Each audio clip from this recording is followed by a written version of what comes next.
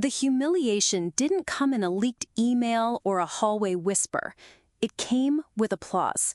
It came under the bright lights of the auditorium in our Midtown Manhattan high-rise, with the CEO, Arthur Kensington, on stage, smiling like a proud patriarch.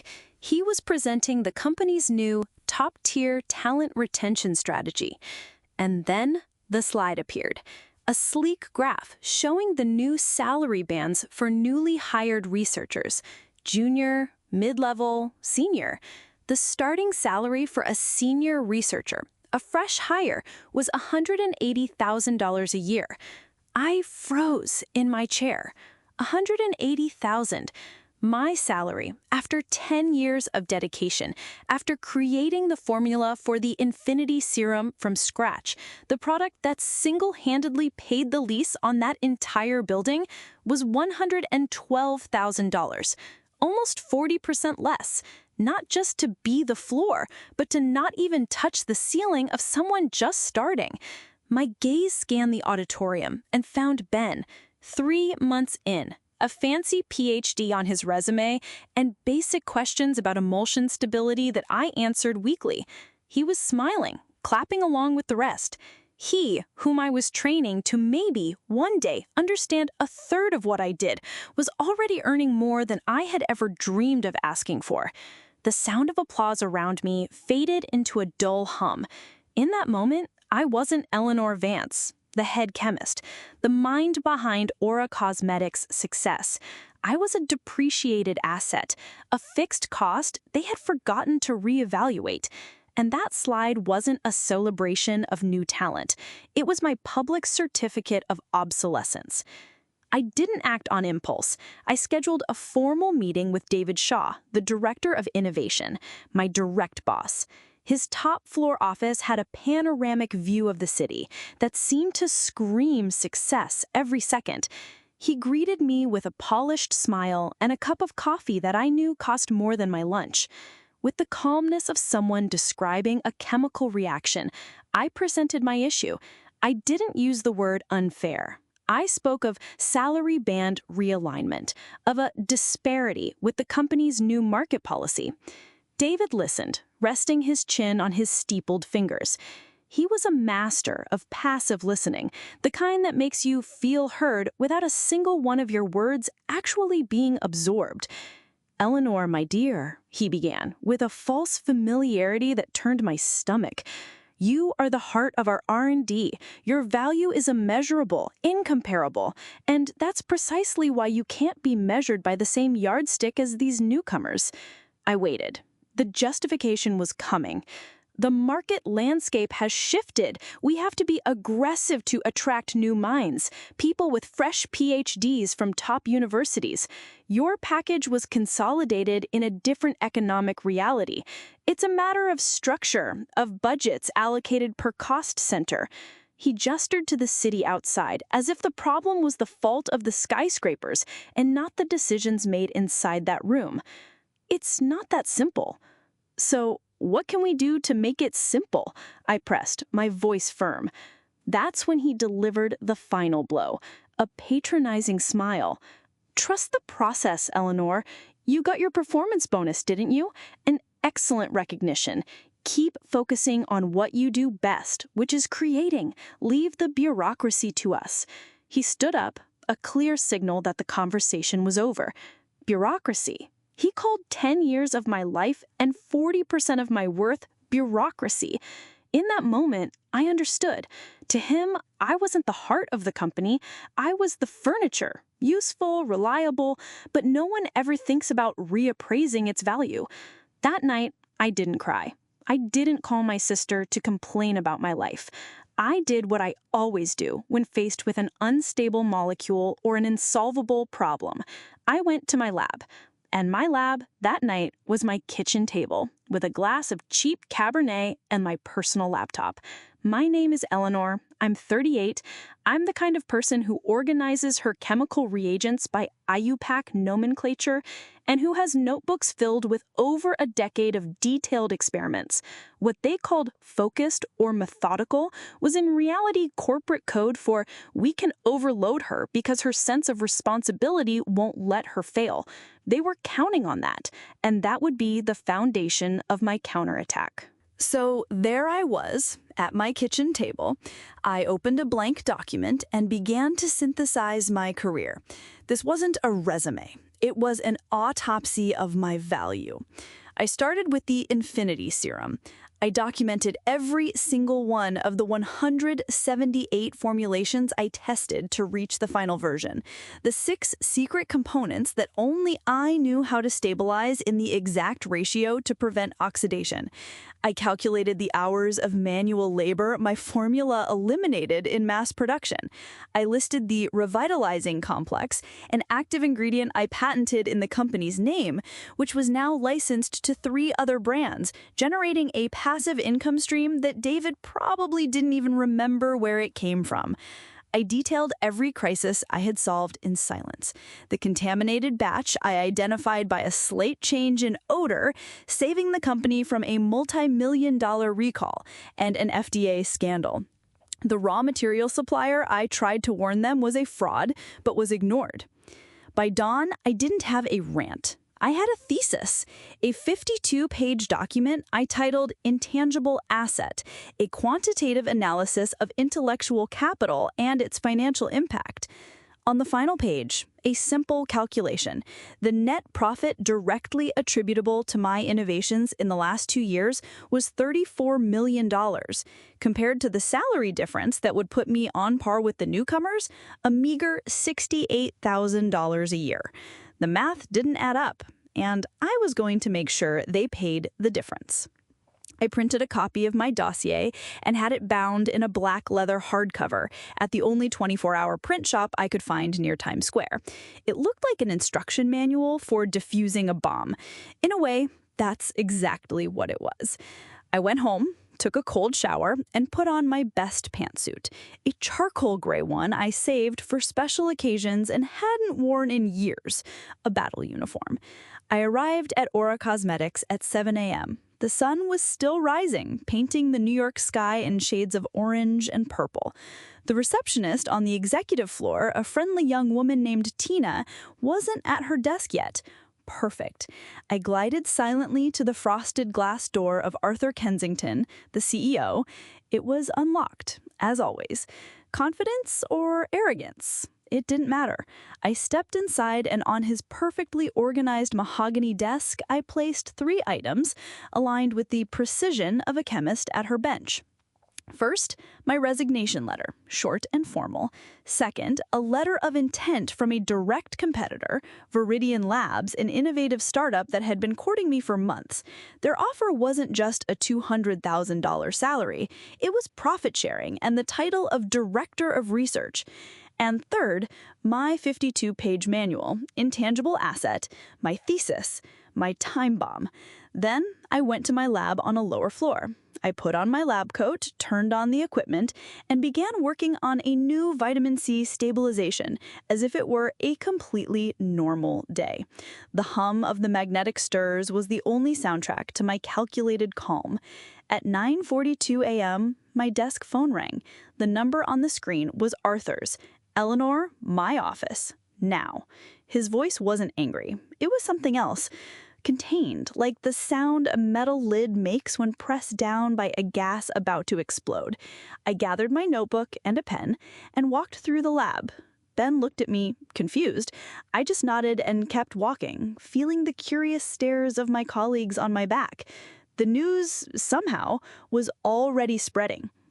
When I entered Arthur's office, the meeting was already assembled. It wasn't just him. David, my boss, was there, pale, and avoiding my gaze. Beside him, Laura, the head of legal, and to my surprise, the CFO himself, a man named Mark Peterson, who rarely descended from the Olympus of numbers. My dossier was open in the center of the table. "Close the door, Eleanor, please." Arthur said. His calmness was that of a predator assessing prey that had suddenly shown its teeth. He gestured to the empty chair. I remained standing. "You've received your documents," he began, tapping his finger lightly on the leather cover. "An impressive analysis, very thorough. Thank you. Thoroughness has always been one of my most exploited qualities here," I replied, my voice neutral. Laura, from legal, interjected, her voice laced with false professionalism.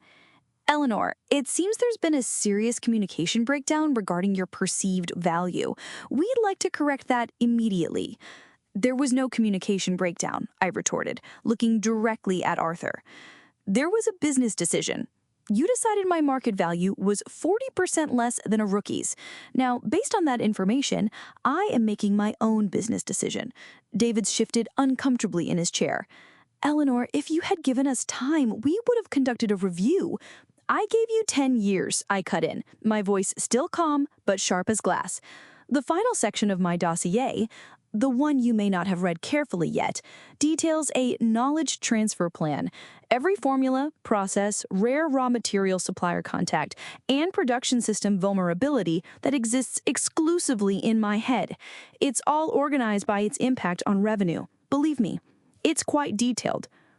Mark Peterson, the CFO, who had been silent until now, finally spoke. "Eleanor, what would it take for you to reconsider your resignation?" The question I had been waiting for.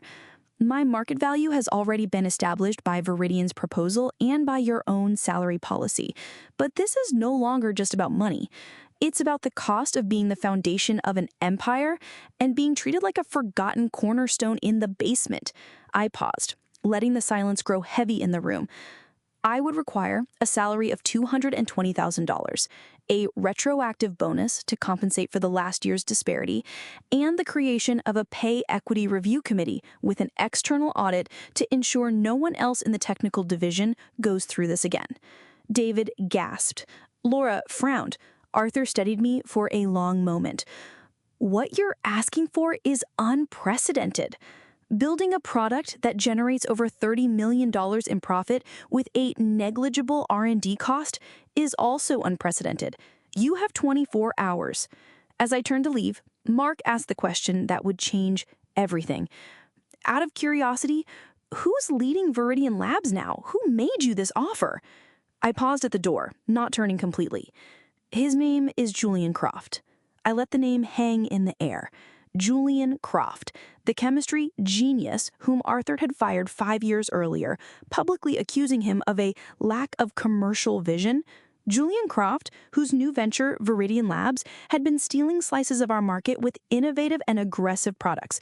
The look on their faces told me they had finally understood. They weren't just about to lose a chemist. They were about to arm their greatest rival with the architect of their greatest success. When I got back to my lab bench, my phone buzzed with a text from Julian. "So, did you launch the rocket?" I typed back a single word. "Launched." His reply was instant.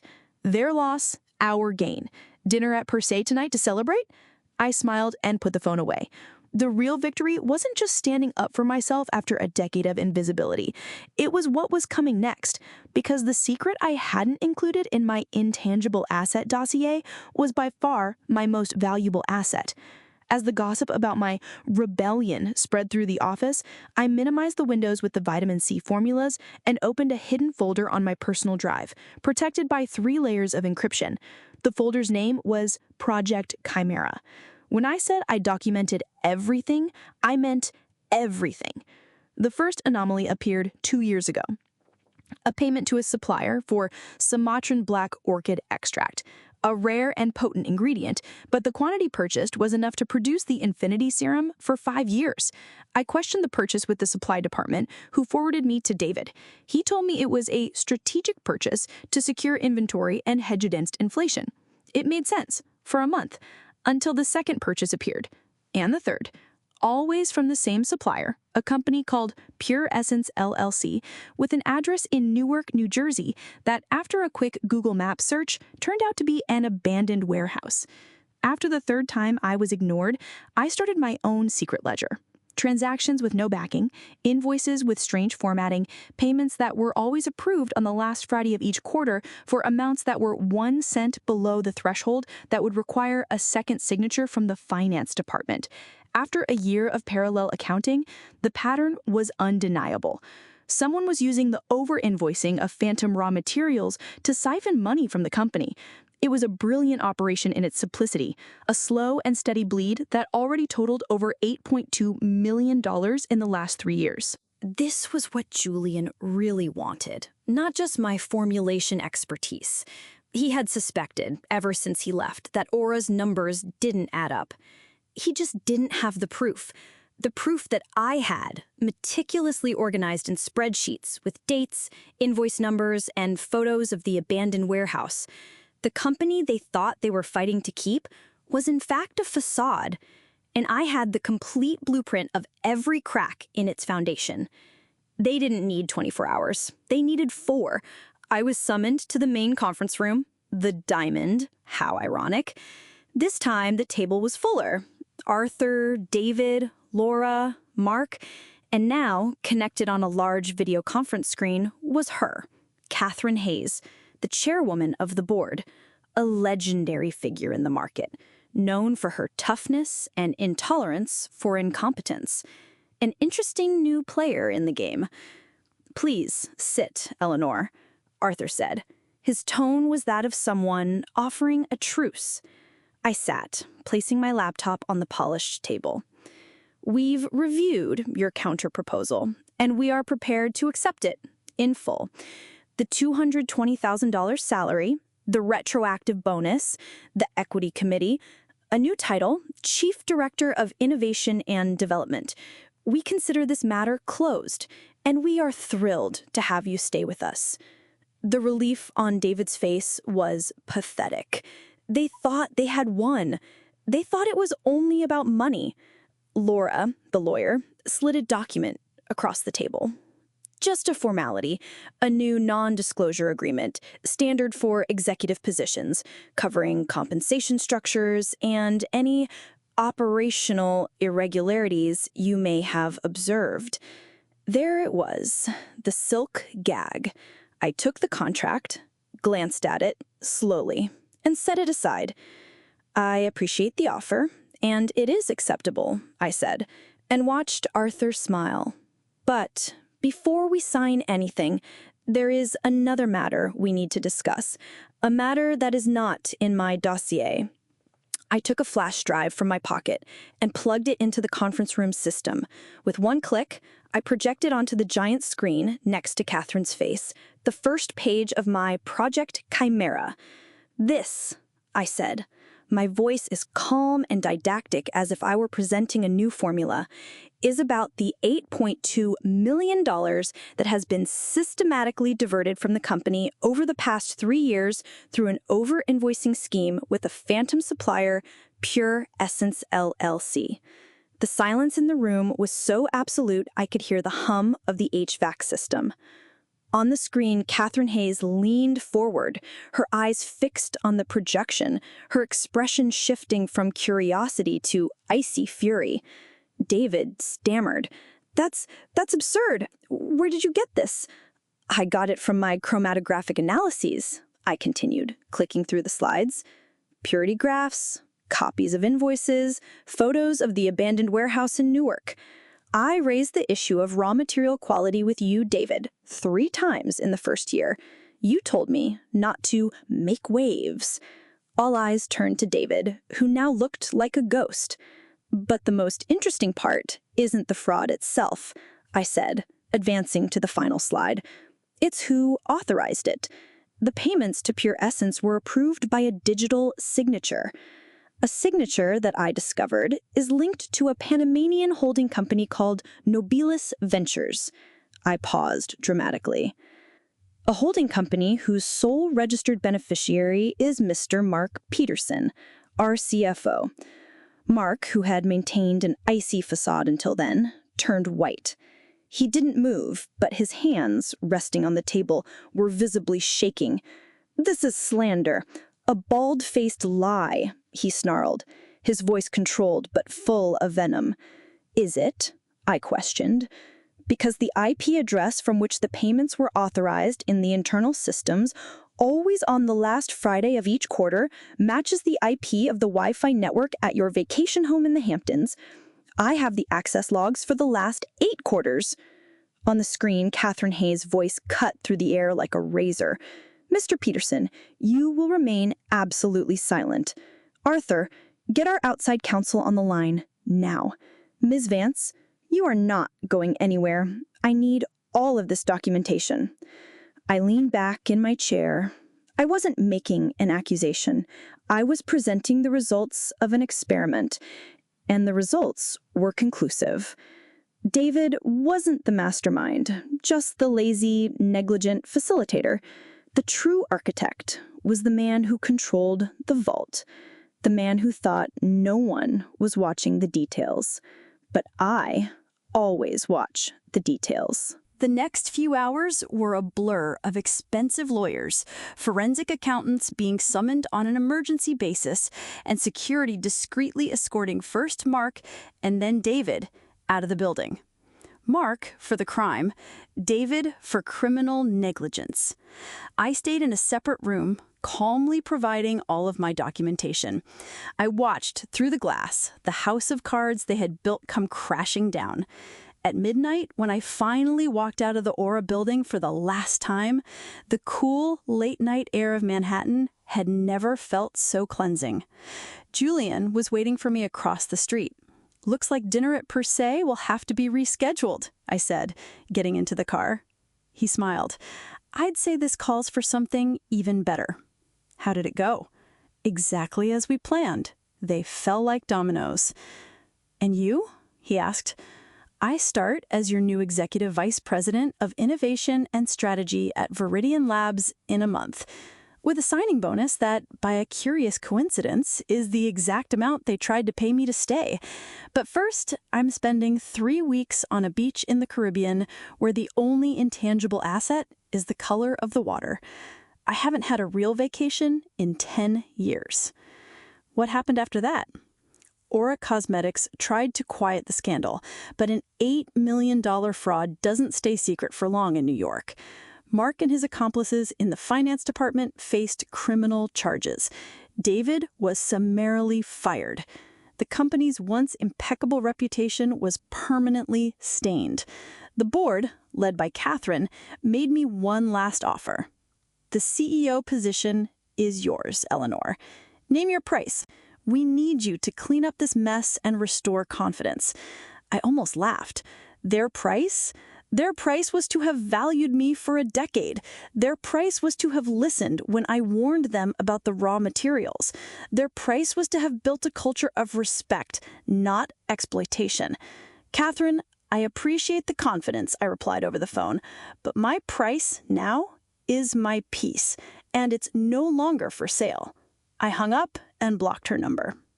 In the next 6 months at Viridian Labs, Julian and I launched a new product line that shook the market. Using my knowledge and his agility, we landed 2 of the major clients who had abandoned Aura after the scandal went public. Within a year, Viridian had doubled in value. Aura Cosmetics was sold to an international conglomerate for a fraction of its former worth. I implemented a radical pay transparency policy at our company. Every rule, every level has its salary band public and justified. No one will ever again discover their worth on a slide in an auditorium. Sometimes I wonder if things would have been different, if a simple salary adjustment and honest recognition would have changed the course of history. But the truth is, the undervaluation was just a symptom of a larger disease, the arrogance, the negligence, the rot they used me to cover up. So if you're listening to this and you feel like a depreciated asset, a fixed cost on an unfair balance sheet, remember my story. Remember that your knowledge, your experience, your institutional memory are not intangible. They have a value, a real, quantifiable value. And sometimes you have to be the one to not only calculate that value, but to issue the invoice. Because in the end, the most powerful revenge isn't destruction. It's building your own empire on the ruins of the indifference of those who failed to value you.